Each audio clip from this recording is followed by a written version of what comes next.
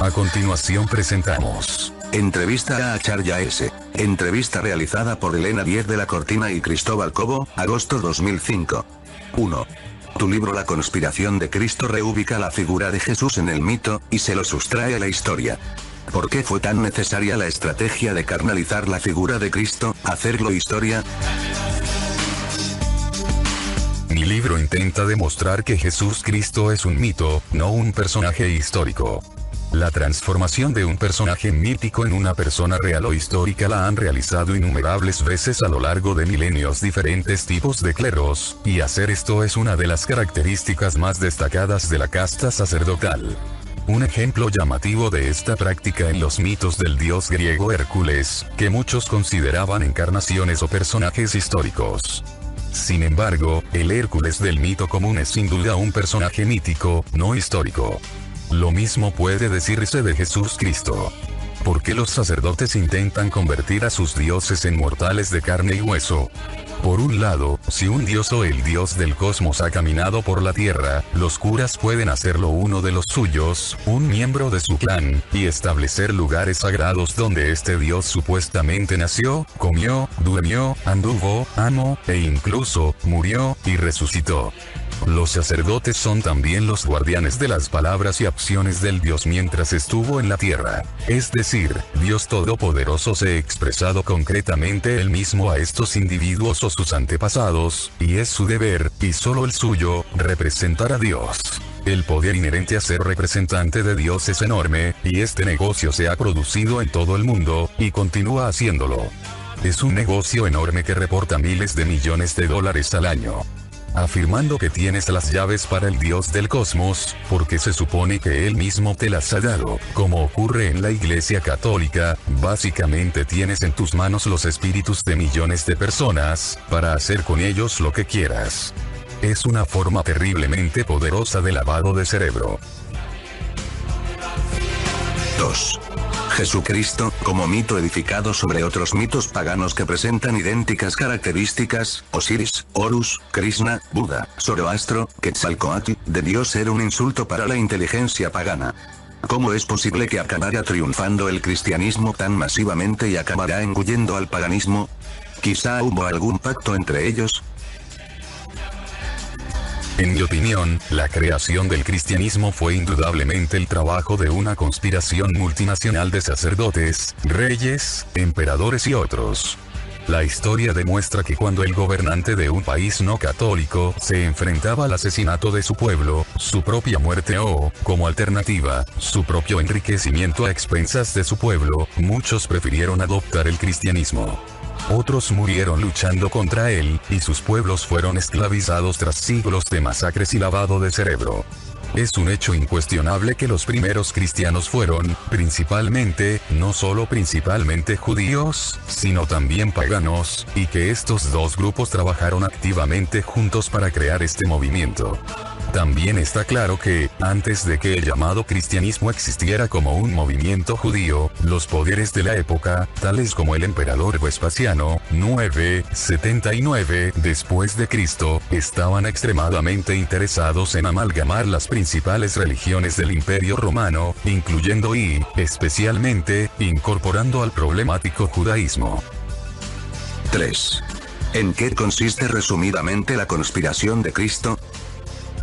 La conspiración de Cristo propone que el personaje de Jesús Cristo es una figura mítica, no una persona histórica, creada por miembros de diversas sociedades secretas y sacerdocios. Este personaje mítico está en gran parte basado en el dios solar, o en muchos dioses solares, que eran tremendamente populares en la época de la creación del cristianismo. Esta combinación de religiones, cultos y sectas incluía, por supuesto, el judaísmo.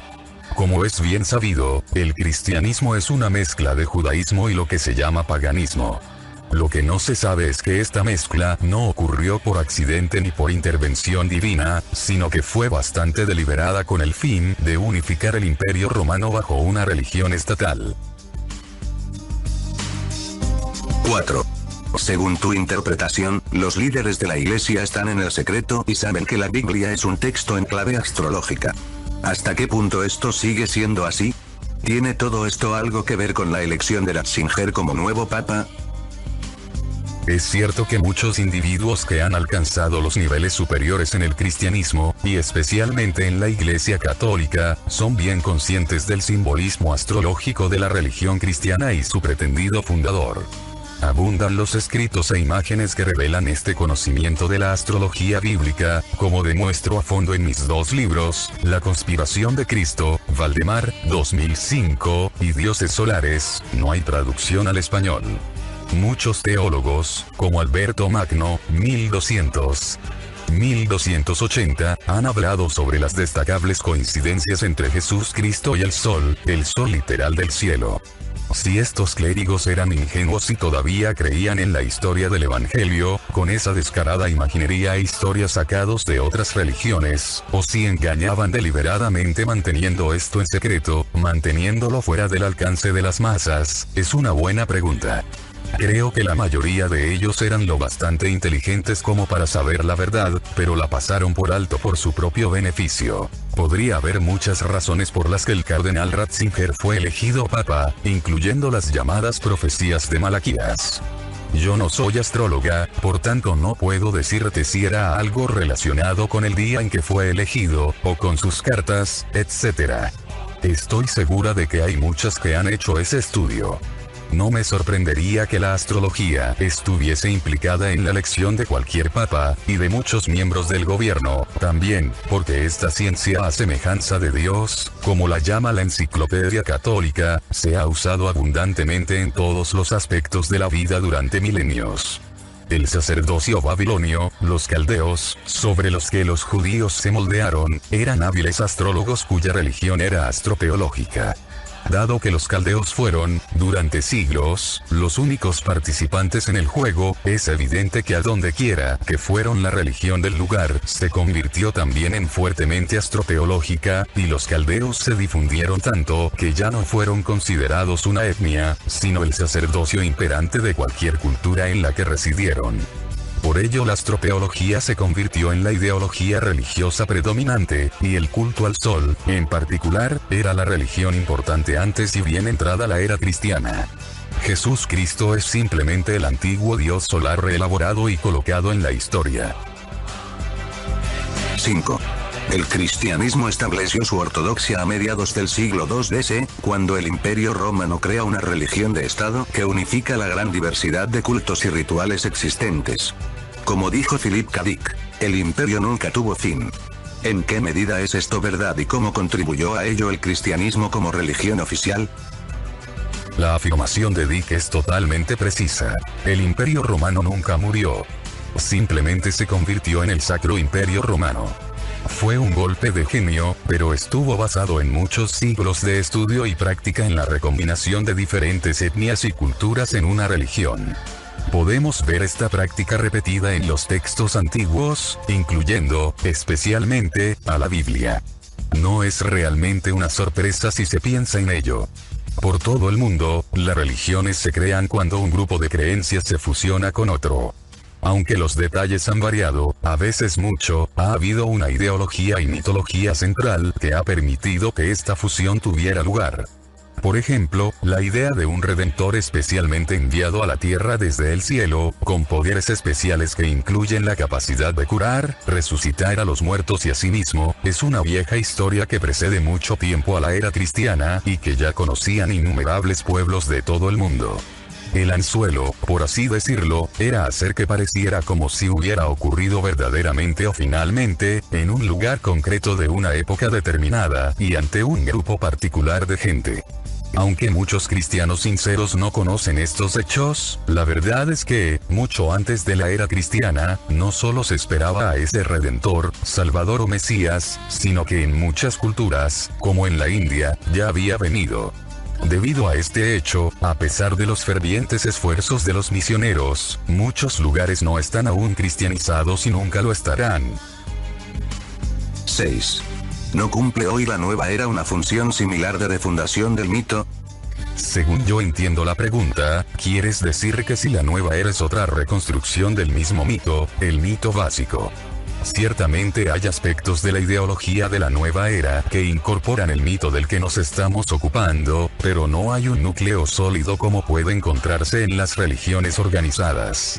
En la nueva era, Jesús sigue siendo considerado un personaje histórico, aunque se ha convertido en un maestro ascendido que está más cerca de la gente y es más humano que el severo y todopoderoso Jesús de antaño.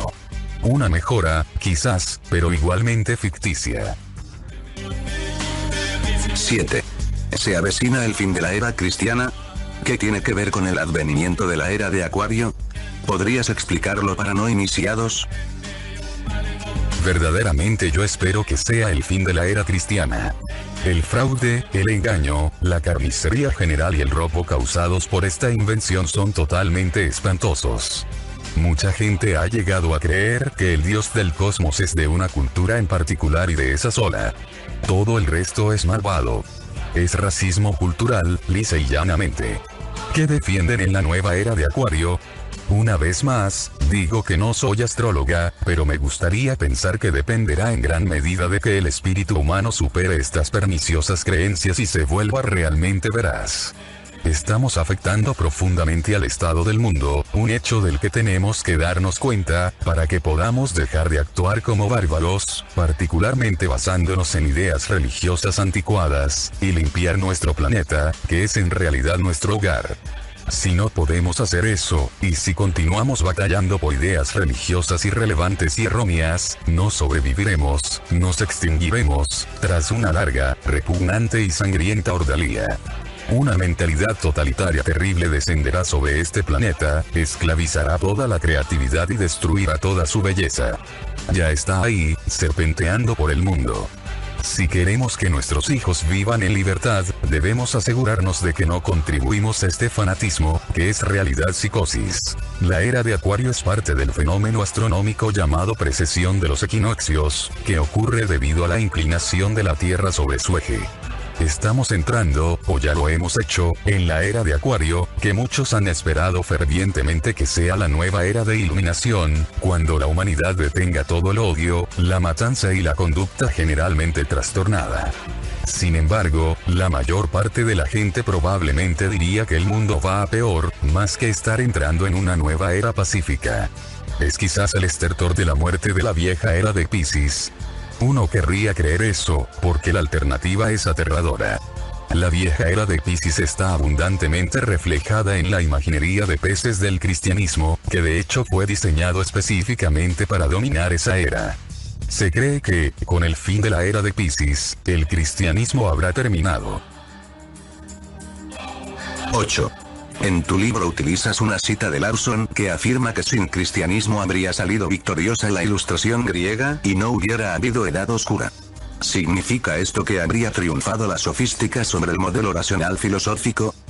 Sin el ascenso deliberado del cristianismo no habría habido edad oscura, porque fueron los dirigentes del cristianismo los que interrumpieron la enseñanza, la alfabetización y la ilustración. El populacho tiene volverse ignorante e iletrado para que tal sistema los retenga, pues la propia ideología declara que su buena nueva es para niños pequeños. Mateo 11:25, Mateo 18:3, Mateo 19:4, Marcos 10:14, Lucas 10:21, Lucas 18:16, y tontos 1 Corintios 3:18. Es mucho más fácil engañar a niños y tontos. Dado que las culturas y religiones precedentes solían apreciar la sabiduría, y de hecho eran cultos sabios, es fácil ver por qué el cristianismo creó una era de ignorancia. Aparte, están todas las escrituras sobre obedecer a los dirigentes, Romanos 13:1-7, 1 Pedro 2:17, Tito 3:1, Hebreos 13:17, Mateo 22:21, y sobre esclavos consagrados a sus maestros, por el amor de Dios, Colosios 3:22, Tito 2:9, Efesios 6:5, Timoteo 6:1, Pedro 2:18. Con la propensión humana a la corrupción, es difícil decir si la racionalidad hubiera reinado si no se hubiera elegido al cristianismo como la ideología dominante y se hubiera impuesto a la humanidad. Afortunadamente, ha habido grandes pensadores a lo largo del camino que han ayudado a que la humanidad no cayera en un cenagal espiritual y mental. 9. ¿Por qué la filosofía no pudo convertirse en el dique de contención de la fe cristiana? Si entiendo la pregunta correctamente, me estáis preguntando por qué la filosofía, como ciencia de la antigua Grecia, no pudo impedir que el cristianismo se expandiera. De hecho, en la creación del cristianismo se utilizó una gran cantidad de filosofía griega antigua. Algunos de los primeros padres de la Iglesia citaban a Aristóteles, y Platón fue muy utilizado en la ideología cristiana. La palabra dos o el logos es en gran medida un concepto platónico, aunque precede a Platón en miles de años. La filosofía no triunfó porque los dirigentes, los que tomaron el poder y se hicieron legisladores, no deseaban tener un pueblo ilustrado. Los individuos autónomos que piensan y actúan por ellos mismos no pueden ser marionetas, esclavos y siervos de los pomposos megalómanos que deciden que tienen derecho divino a gobernar. Al contrario, estos arrogantes fanfarrones quieren explotar despiadadamente a las masas, así que deben volverlos deliberadamente idiotas. 10. Hablas de una antigua civilización global como el cimiento sobre el que se apoyan las civilizaciones antiguas conocidas y remites a las similitudes que encuentras en casi todos los mitos de estas últimas, además de hallazgos arqueológicos. ¿En qué sentido fue global esa civilización? ¿No es esta búsqueda de una unicidad de nuestro pasado, este monismo histórico, una consecuencia lógica de nuestra historia monoteísta, fanática y fundamentalista? ¿No es defendible la diversidad como origen? Antigua civilización global no se refiere a algo exactamente igual a lo que tenemos hoy, sino más a una comunicación durante un periodo de siglos o milenios, con un intercambio de ideas sobre numerosos asuntos, incluyendo el lenguaje, la arquitectura, arte, astronomía, religión, agricultura, etc. No sugiero que hubiera una Internet o un sistema de vuelos internacionales. Lo que nos encontramos es que las similitudes en detalles son tan llamativas como para justificar la suposición de un esfuerzo concertado para compartir conocimiento de una forma global. Hay leyendas por todo el mundo que relatan que, en diferentes eras, grupos o individuos extraños aparecieron y enseñaron a las culturas nativas diversas ciencias y técnicas. La religión y la mitología comparativas demuestran un núcleo muy destacado así como numerosos detalles que son más que sugerentes de que había una sabiduría particular que era difundida por dichos grupos, escuelas o sociedades. Muchas de las correspondencias, por supuesto, podrían basarse en fenómenos observables localmente, como los movimientos del Sol y de la Luna, sin interferencia exterior. Sin embargo, siguen estando toda esta ideología y mitología extrañamente paralelas, así como el arte y la arquitectura, y en particular el idioma, que reflejan amplios contactos entre una gran variedad de culturas en tiempos muy pretéritos.